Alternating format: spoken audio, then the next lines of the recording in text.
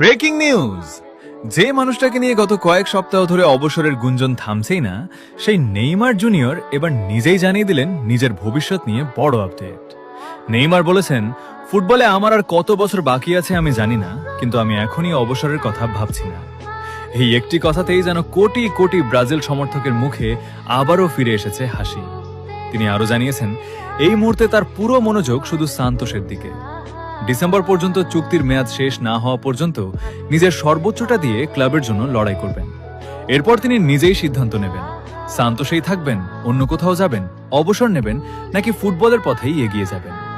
সবচেয়ে আনন্দের খবর হলো, নেইমার জানিয়েছেন তিনি আবার নিজেকে আগের মতো শক্তিশালী অনুভব করছেন।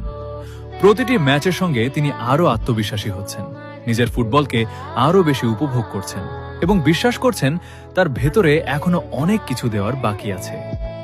এটাই তো সেই নেইমার যাকে